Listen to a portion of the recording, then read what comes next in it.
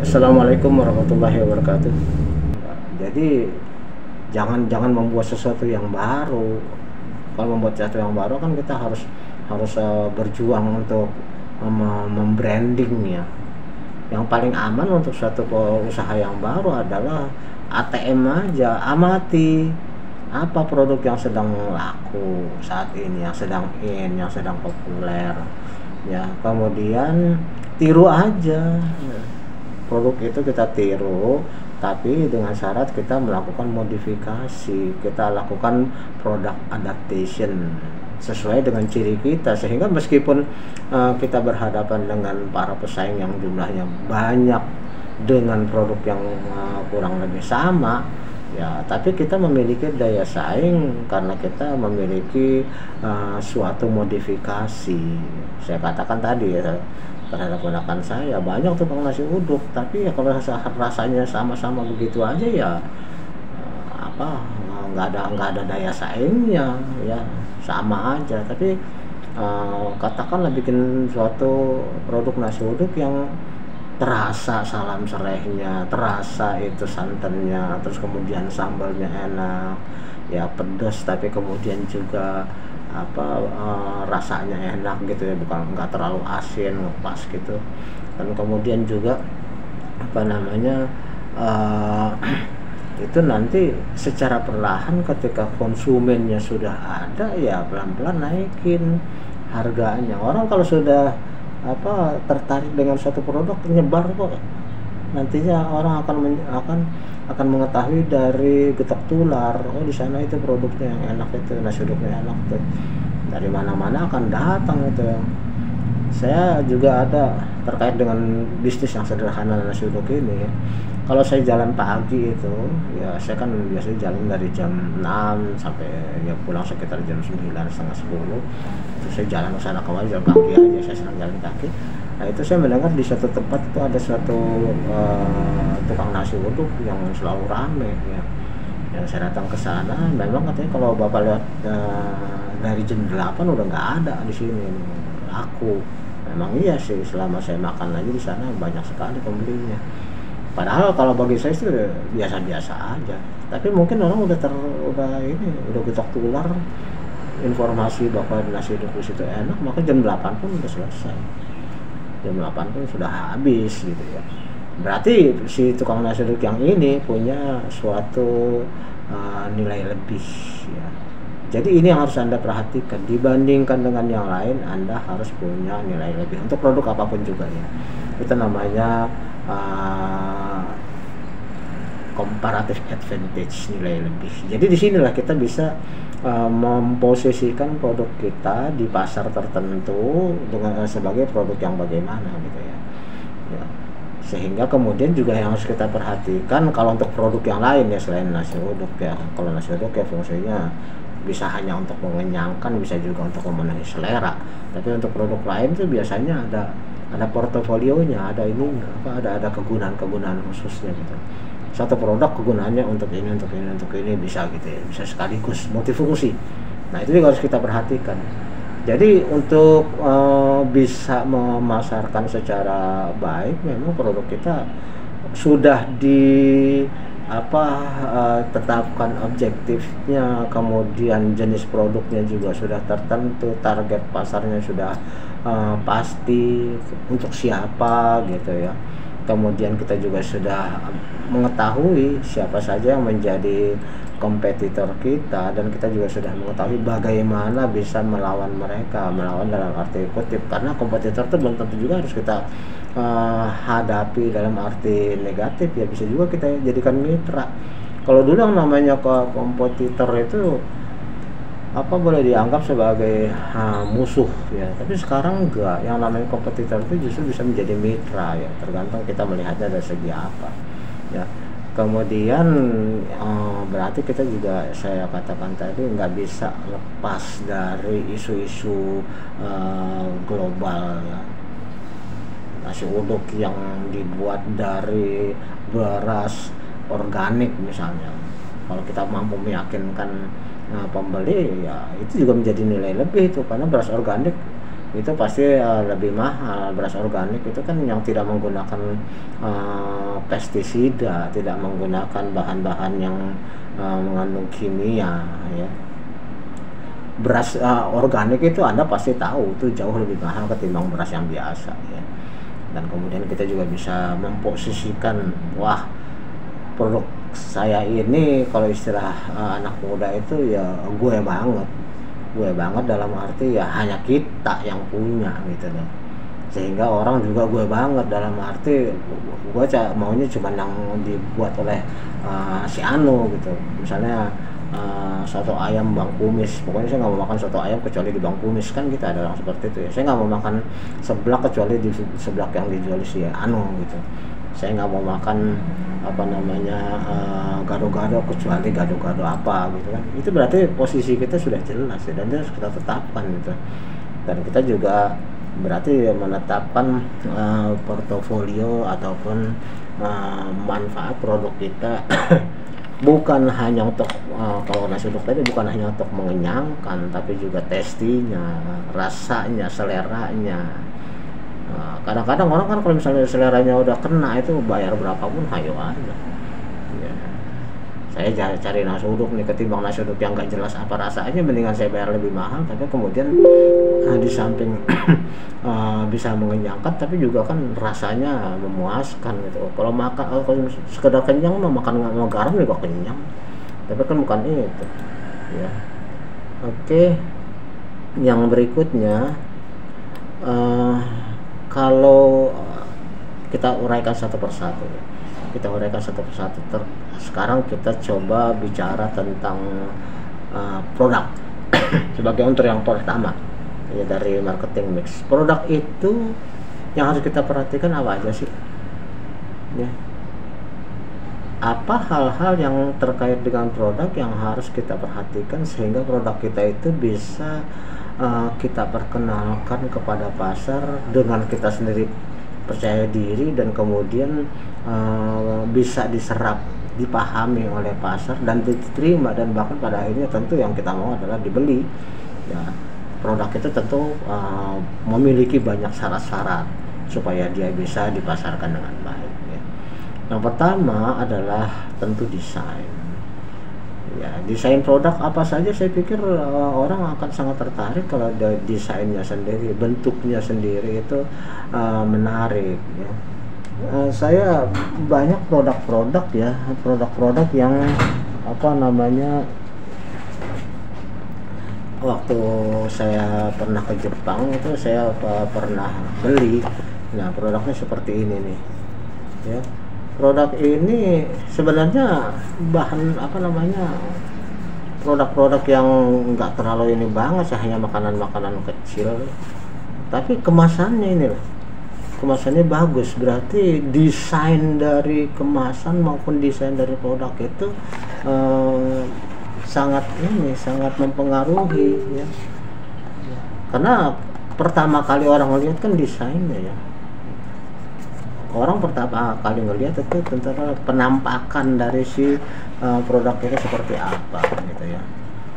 Wah, jangan bilang wah itu kan mahal ininya, kemasannya ya. Tentu yang penting kan bukan hanya soal mahalnya ya, tetapi kemudian bagaimana menariknya produk tersebut ya.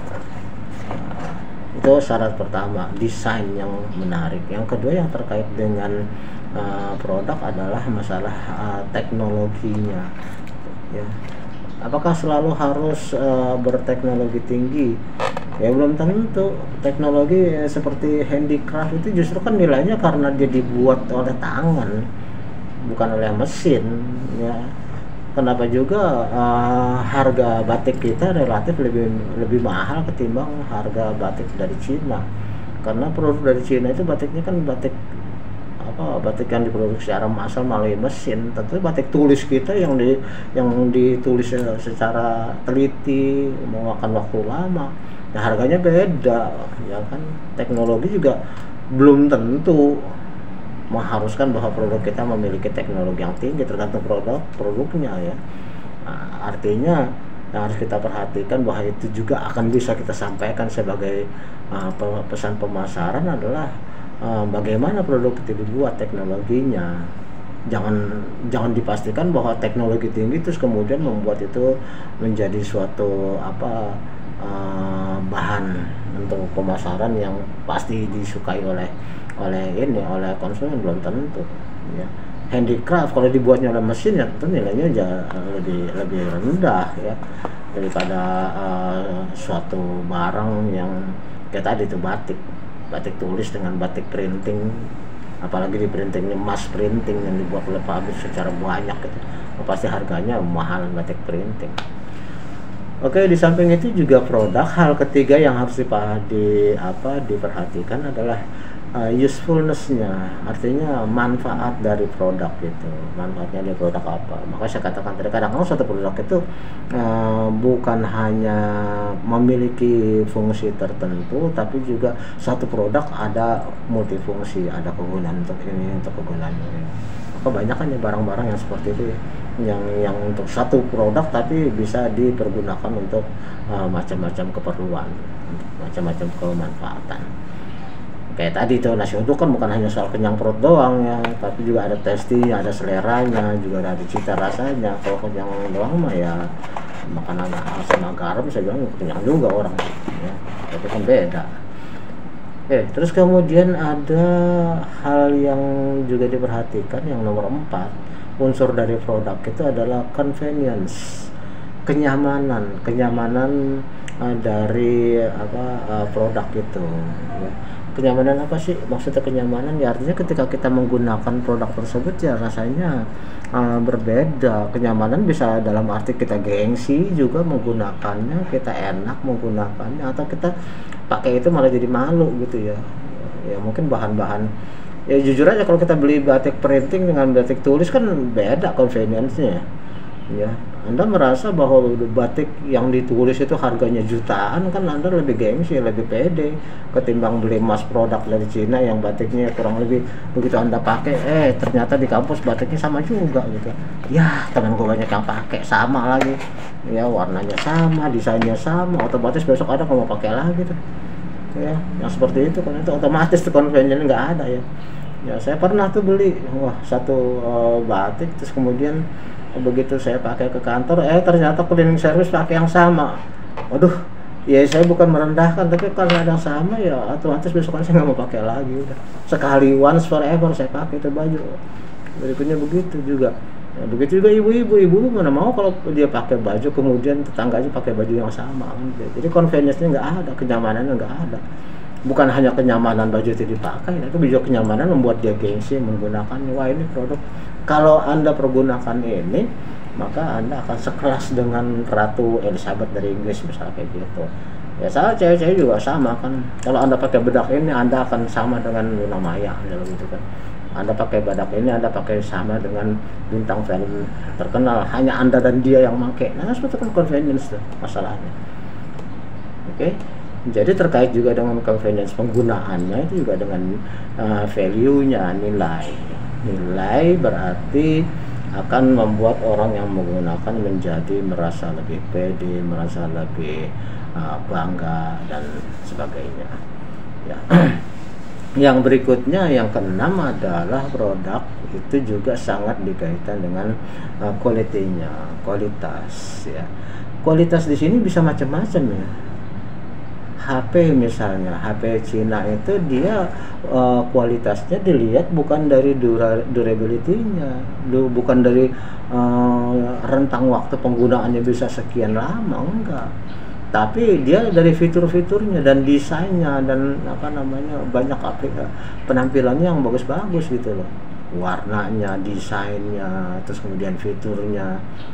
Ya, kalau soal lama itu sangat-sangat temporary, dalam arti kalau zaman dulu orang itu pakai HP itu yang penting bisa long last penggunaannya, bisa waktu lama. Kalau anak sekarang mana mau?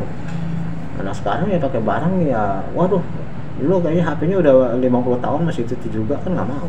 Ya. 50 tahun udah bukan anak-anak lagi, udah aki-aki. Ya, katakanlah udah 2 tahun gitu, masih itu juga awet ya gitu. Sebenarnya ada pujian terhadap produk itu, tapi yang orang yang dipuji ternyata jadi nggak enak hati, berarti kan nggak mau beli yang baru gitu ya. Jadi kualitas itu bukan bukan hanya berarti durability, tapi juga bisa dilihat dari kemanfaatannya, dari fiturnya, ya, dari hal-hal yang lain. Bisa juga tahan. Oh ini apa HP kalau cemplungin ke apa namanya ke airnya nggak bakal rusak nih. Bisa aja kan. Ya, artinya wah ini HP ini nggak perlu lagi Anda beli pulsa nih. Wah ini yang susah nih. Tapi saya yakin suatu saat akan muncul itu, dan kalau bisa Anda yang bikin dong. Misalnya gini, dulu yang namanya ketika orang belum punya telepon itu masang telepon rumah di apa dari Telkom itu susahnya minta ampun, harus ngantri dan harganya mahal gitu kan. Tapi sekarang mana ada punya telepon rumah kecuali kantor-kantor ya. Telepon rumah udah nggak ada, udah tinggalin ya, berganti dengan HP juga begitu. Awalnya beli nomornya aja itu bisa 1 juta hanya untuk nomor, tapi sekarang 50.000 juga udah, mungkin bukan 50.000, 10.000 juga ada nomor baru, 15.000 ada nomor baru ya. Berarti ada suatu pergerakan yang makin memudahkan konsumen. Kalau sekarang ini kan yang terasa memberatkan adalah pulsa ya. Jadi kita itu selalu harus beli paket kalau mau membuka YouTube, membuka medsos atau menelpon dan sebagainya, harus ada tergantung pada pulsa, paket pulsa. Kalau ada nanti bisa menciptakan suatu HP nggak pakai pulsa, nyelonong terus, artinya pulsa nggak dibutuhkan lagi. Pasti ada itu suatu saat. Kalau dulu harga nomor 1 juta lebih, sekarang bisa 5.000, berarti penggunaannya kan makin luas dan kemudian makin dipermudah orang. Ya, kemudian dulu kan mana ada apa namanya, ada wartel ya, warung telekomunikasi. Kita di rumah nggak punya, larinya ke wartel ya. Sekarang kan nggak perlu ya, semua udah ada HP di genggaman, otomatis lah sangat mempermudah. Makanya suatu saat saya yakin akan ada yang namanya HP nggak pakai pulsa ya. Oke, terus kemudian yang berikutnya packaging ini juga tergantung kemasan ya. Kemasan itu tergantung produknya. Ada produk yang memerlukan kemasan yang berlapis-lapis, kemasan yang sangat melindungi produk. Gunanya dari kemasan itu kan bukan hanya untuk tampilan, tapi juga melindungi produk. Bukan hanya untuk melindungi produk, tapi juga tampilan. Bagus, tapi tampilannya jelek banget ya, percuma. Jadi packaging itu juga harus diperhatikan dalam rangka produk. Apalagi kemudian katakanlah ini produk mau dijual ke luar negeri menggunakan kapal laut itu memakan waktu yang cukup lama ya. Itu pastinya kan harus diperhatikan kemasan yang kayak apa, supaya nanti ketika dia di tengah laut dia mengalami goncangan-goncangan karena adanya ombak, ada perubahan cuaca malam dan siang. Kalau malam dingin minta ampun tengah laut, tapi kalau siang tuh panas terik. Terus kemudian ada gonjang ganjing, itu kan akan menyebabkan berbagai resiko, bisa benturan, bisa hancur, bisa juga berjamur dan sebagainya. Oke, terus kemudian yang harus diperhatikan juga terkait dengan produk adalah brandingnya, mereknya ya. Ini sangat umum kita kenal ya. Branding itu, makanya kemudian kalau kita berbisnis kemudian belum punya brand kan seringkali kita lakukannya bisnis ada dengan franchise ya. Franchise itu kan hanya jual brand ya. Anda buka warung tapi kemudian Anda takut nggak laku ya, Anda harus kalau bisa ya buka aja Alfamart, Indomaret atau 7-Eleven. 7-Eleven udah bangkrut ya. Ya sekarang Indomaret, Alfamart ya, itu kan jadi kita brandnya itu udah menjamin bahwa orang pasti datang, tapi kan dengan syarat-syarat tertentu yang harus kita penuhi ya. Yang jelas terkait dengan branding ini yang saya katakan tadi, siklus hidup produk. Kalau kita masih di bawah, kita hanya membuat yang bisa dijual. Tapi kalau kita sudah memiliki brand sendiri, maka terbalik menjadi kita boleh atau kita bisa menjual apapun yang kita buat ya. Contohnya ya kayak Honda atau Suzuki atau Yamaha, itu model kayak apapun ya pasti laku-laku aja kan. Begitu juga yang kita tahu seperti Indomie rasa varian apapun juga laku aja, kari ayam, terus kemudian soto ayam atau ayam bawang dan apapun juga dia bikin varian-varian ya laku-laku aja. Memang ketika kita sudah ada di maturity level, sudah di tahap dewasa, itu kita bisa meluas pasar dengan melakukan diversifikasi pasar dan juga diversifikasi produk. Diversifikasi produk artinya kita memperluas produk-produk dengan basic nama kita kayak tadi tuh, varian-varian dari Indomie atau varian-varian dari motor, mobil dan sebagainya tetap laku. Dia bisa menjual apapun yang bisa dibuat karena sudah brand gitu ya. Nggak perlu lagi kita bersusah payah lagi membangun branding ya. Kalau kita sudah ada di atas, tapi tetap sih yang namanya promo marketing tetap harus ya. Karena apa? Karena banyak pesaing ya. Oke, yang berikutnya juga adalah harus diperhatikan terkait dengan produk adalah masalah aksesoris. Ya, aksesoris kalau di HP ini atau bukan hanya HP, saya kira di banyak produk ya, termasuk di pakaiannya, fashion dari para remaja atau ibu-ibu kan aksesoris juga sangat penting ya. Oke, terkait dengan produk juga yang penting juga adalah warranty. Warranty itu artinya jaminan dari pabrik, dari para pembuat bahwa ketika produk kita mengalami suatu cacat atau konsumen mengalami ketidakpuasan, maka akan ada jaminan, apakah jaminan pengembalian uang atau jaminan penggantian produk atau jaminan lain. Itu penting. Oke, itu kita baru bicara tentang produk. Waktunya sudah habis, cukup 1 jam ya, jadi saya bisa simpulkan bahwa kegiatan pemasaran adalah tidak hanya bicara tentang membuat bagaimana konsumen mengetahui produk kita, tapi intinya adalah bagaimana kita bisa melakukan transaksi jual beli dari produk kita kepada konsumen. Nah, untuk itu kita terkait dengan pembicaraan tentang 4 piece ataupun 7 piece. Yang kita baru saja mulai dengan produk.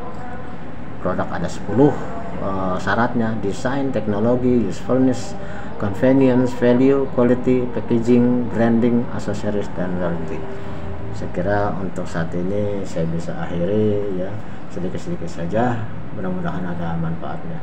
Saya akhiri dengan ucapan wabillahi taufiq wal hidayah. Wassalamualaikum warahmatullahi wabarakatuh.